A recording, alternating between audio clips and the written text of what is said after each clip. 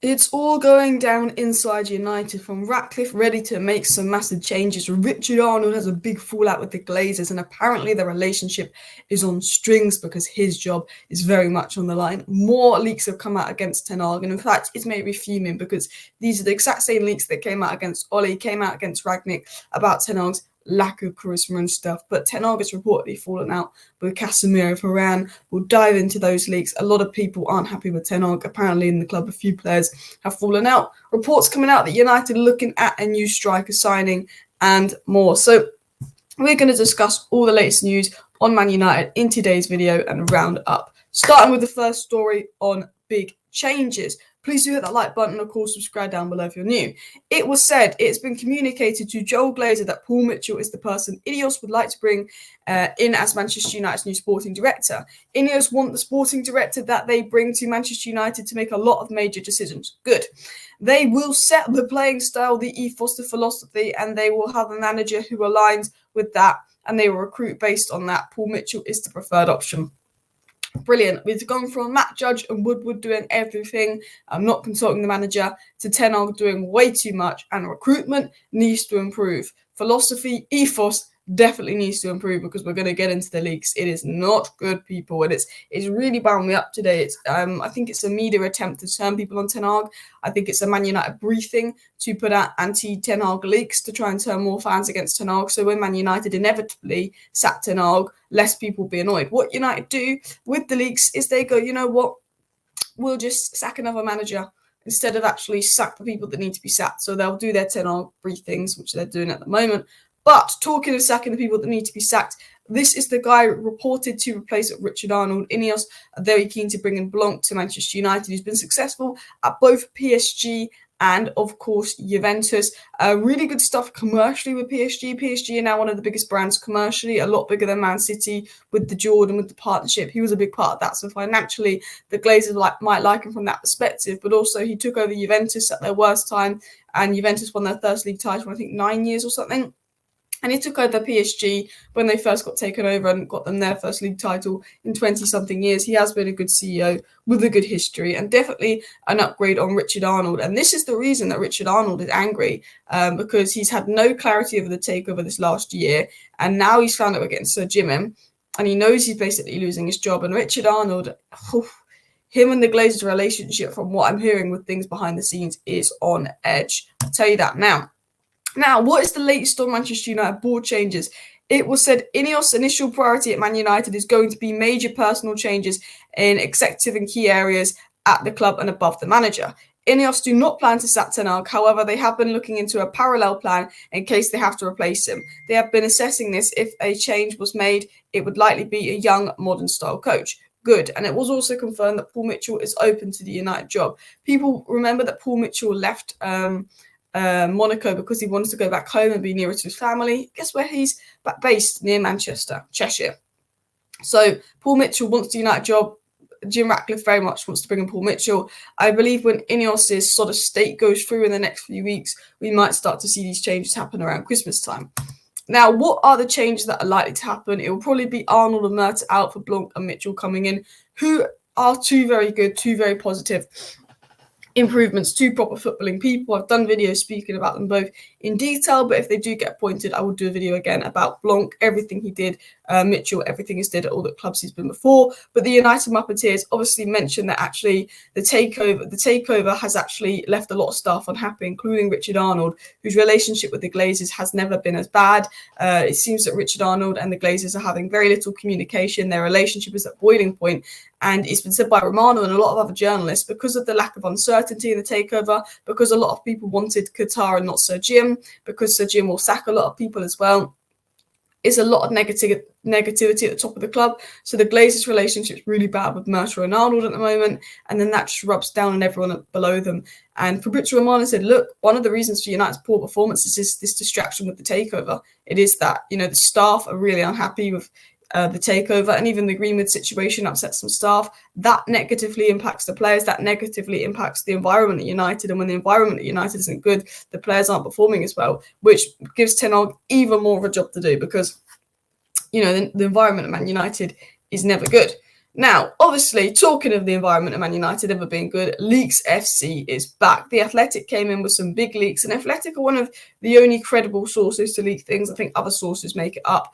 But the Athletic get briefed by United, or at least have good sources. And I always say this with leaks. I always feel like the same leaks come out about the manager not having enough charisma, no matter who the manager is. And it's like, so when Man United inevitably sack the manager, instead of sacking the players that need to be sacked, instead of sacking those at the top of the club that need to be sacked, people are less annoyed. I think this is a disgrace that these leaks are coming out. I think there's things that Ten Hag needs to improve on. I think there's things that Ten Hag needs to do better. But I think ultimately these players aren't trying, these players aren't running for the badge, and then more and more leaks come out. It was said Erik Ten Hag's not on close terms with any of the Manchester United players, and a perceived lack of charisma on his part has frequently been cited. It was said there is a growing feeling of unrest with Manchester United squad, with some players beginning to lose faith in Ten Hag. Shock, shock, shock. Ten Hag starting to lose the dressing room. And you know what? Screw those players. He is your manager. He is your boss. You know, we sack a manager every 2 years. Maybe instead of turning on the manager just because, yeah, okay, he has a few favourites. Okay, maybe you don't like the way he trains. But instead of turning on the manager when things go wrong, because things were good last season, third place, Carabao Cup, we saw what the manager can do. We saw what he could do at Ajax. We know he's a capable manager that's in a bad period. And instead of backing your manager and giving 100% to try and get out this bad period and play for the badge, play for the club you love. Nope. Turn on the manager. Let's turn on the manager. Let's get another manager sacked. Maybe just accept the fact that you as a player are not good enough. Our recruitment is crap. We just appointed a lot of players that aren't good enough, but no. Turn on another manager. Now, I get one comment that may have upset Casemiro, and I do want to get into this part of the story. It was said the comment about wanting to play more football after the win over Brentford made by Ten Hag when explaining his decision to take off Casemiro at half-time did not go down well inside the dressing room. Others raised eyebrows at Ten Hag's decision to leave Varane out of the starting 11 and pick Johnny Evans instead in the United derby versus Man City. Makes no sense. But I will say this, he took Casemiro off and we won the game.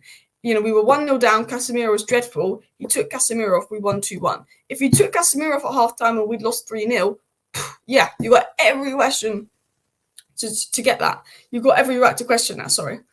I get why Casemiro would be annoyed that he said, I want to play more football, but he took Casemiro off, he won the game. If he takes Casemiro off and things get worse, fair enough. But if you take Casemiro off and you win the game, the substitution was right. And, you know, as the Muppeteer said, a lot of these leaks aren't new. A lot of the leaks coming out are things that they known in summer about the favouritism and the training. But that wasn't released in summer because, you know, we were still in a positive mindset at United. These leaks that people have known since June, July are coming out now because things are going bad. You've got to remember that.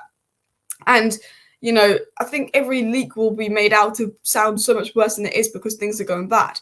You know, if we won our last 20 games and a leak came out that Casemiro was annoyed he was subbed off half-time versus Brentford, we will be going, what the hell? You know, we won the game versus Brentford, but now we're in this rut and the dressing room's a mess. Everyone will be like, yeah, you know, taking Casemiro off, not playing Varane. I mean, I don't know why he didn't start Varane, but, you know, he said tactical decision. It doesn't make sense, but it's so easy for the players to turn on Ten Hag. And look, there's a few things we need to question with Ten Hag. There's a few things we need to criticise with Ten Hag, but we can't lose faith in this guy because we are in this cycle every 2 years sacking manager. We have this cycle of sacking managers, awful recruitment, and a toxic dressing room environment every 2 years.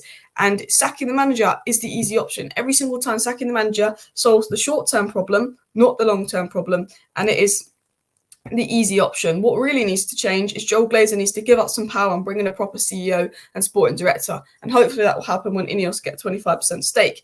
It was said players are starting to no longer trust Ten Hag. Ten Hag's intensity, which was widely praised and seen as positive last season, is now seen as a problem, and some doubt he will change his approach to try and end this alarming run of performances. This is translated into a lack of confidence in how he prepares to win games. So people are saying Ten Hag's lost confidence about how he's going to win games. You know, Ten Hag's probably questioning his own approach, but Ten Hag doesn't want to change the approach, which is not working. And the players think that the training is too intense and they need to do more tactical work, which I actually agree on the players with that. But we need to stop making excuses. These players, they need to, I get that, but they need to take some accountability and go, am I giving 100%? Do I need to play better? Am I good enough? I feel like these players think, oh, if we change the manager and we just stop doing this, things will get better. And it doesn't. If we sacked Ten Hag, we've got Fletcher to the end of the season as interim manager. It's not going to get better at all. It was said some members of the dressing room believe that the situation with Jadon Sancho could be handled differently by Ten Hag. Harry Maguire was reportedly injured by efforts to get rid of him over the summer. Oh, Who cares? I don't care about Sancho. I don't care about Maguire because Ten Hag wanted Sancho and Maguire gone in the summer. We didn't have competent people above to do that. You know, if Pep Guardiola wanted players gone in the summer, they'd be gone. Even if we didn't get enough money for them, they'd be gone. If Ten Hag didn't want them, they'd be gone. Ten Hag has to have players like McTominay, Sancho, Maguire that he didn't want. He wanted replaced in his squad this season. If Ten Hag had it his way, Maguire's out, Kim Min-jae's in, Sancho's out, Nico Williams in, McTominay's out, Gravenberch is in. How much better do we look? Ten Hag hasn't been good enough, and maybe Ten Hag will need to be sacked come end of the season because the football we're playing is dreadful. I see little progress. Maybe he will need to be sacked come end of the season, but these players are just the biggest problem, just as big of a problem. I can't speak properly because I've cut my mouth, you know. And I've always said this: sacking the manager, easy option, short-term solution. Instead, Joel Glazer needs to give up power. Joel Glazer needs to let a CEO and a sporting director come in and give up power, let them do their thing, and let that CEO and sporting director get rid of 10 players if they're causing dressing room issues. Bring in 10 players. Exactly what Ragnick said. Continuing on with the leaks, it was said that the Manchester United ownership situation needs a quicker resolution to bring greater clarity to Erik Ten Hag's position. Numerous sources connected to the club say, and look, the ownership situation, the takeover situation, that's caused a lot of question marks. Murtaugh's really unhappy. Richard Arnold's fallen out with the Glazers. There's big problems at United because of this ownership situation. 100% needs to be resolved sooner rather than later. And it was said just then, Erik Ten Hag has ordered his players to have one-to-one sessions with them to mend the Man United broken dressing room. Ten Hag wants to know from each player and what issue they have with him, his staff, teammates, and training in a series to clear the air. So reportedly, this has come from The Sun, not the most credible source, that Ten Hag is really trying to fix the dressing room. He's recognised as a problem, and he's going to have one-on-one meetings with each player for them to basically air out their problem with him, teammates, coaching, and what they want changed. Then potentially we might need to do some more tactical work. Ten Hag might need to change some things. I think some of his favourites aren't good enough, but ultimately, the players can blame Ten Hag all they want, but the players need to change as well. They need to work hard and need to stop throwing another manager under the bus. They need to recognise that maybe they're not good enough as well. Ten Hag hasn't been good enough. His tactics haven't been good enough, but you players haven't been good enough either. It's not totally on Ten Hag. It was said here, just in, and this is a different note. This is the January transfer window, which I wanted to end on a more positive note. However, are we buying someone in January because things are bad and it's a PR? Or are we buying someone in January because things are really bad and we need to buy someone in January so we all of a sudden have a budget that we never had when things were good? Who knows? But it was said here, just in, Manchester United are aiming to sign a support striker for Rasmus Højlund in January. Given Rasmus Højlund's young age, Manchester United are considering adding a more seasoned centre-forward to their ranks in January, believing the right addition would add value to Højlund's development. It was said that United are willing to improve the squad in January after the disappointing start to the season. Good, but it could be PR spin. And also said Manchester United are monitoring the Ivan Toney situation, also looking at players like Taremi. And we've always had an interest in Osimhen, but that's not going to happen. I'd say, I know it said that United want to bring in a more experienced striker to come alongside Højlund. So Taremi, in terms of budget, is probably the most realistic. I think Ivan Toney will be out of expenses. But do watch out for this guy. United have been watching Marcos Leonardo heavily. He's very young. Maybe they want to bring in someone more experienced. But United have been looking at this guy a lot, and he is some talent. He gives me like low-key Aguero vibes. Great young Brazilian talent. And then again, more leaks. These were some of the other leaks that came out, very similar to the Athletics, that players are questioning Ten Hag's strict methods about how he handled Sancho and Maguire. He didn't want Sancho, he didn't want Maguire. The board wouldn't sell them, so he had to have Sancho and Maguire back. You know, people are saying, oh, how you handled Sancho and Maguire. No one's talking about how he handled De Gea. De Gea was handled disgracefully, but he's no longer a Man United player. You know, Sancho shouldn't be a Man United player. Maguire shouldn't be a Man United player. Ten Hag wanted them sold in the summer. So I don't get these leaks hating on Ten Hag because how he handled the situation. They should have been gone because any competent club would have got rid of them. But Man United, we're not allowed to get rid of certain players because we won't replace them, or we won't spend the money to replace them, or we don't want to take such a loss on someone like Sancho and Maguire, which are such expensive signings. When they're not good enough for United, when the manager doesn't want them, they should be gone, they should be replaced. Any other serious club would do that, we don't. And it said, look, some players agree with Ten Hag, some players are backing him, some players are not backing Ten Hag. And apparently Varane is unhappy with Ten Hag. But a lot of reliable sources are saying there's nothing bad going on with Varane, he's ill. But some sources are saying he's unhappy with Ten Hag, and that apparently Casemiro is unhappy with Ten Hag. So that is a summary of all the latest Manchester United news today, rounded up for you guys. I hope you enjoyed today's video. I will be back live about 6 p.m. So smash a like, smash a subscribe. See you next time, and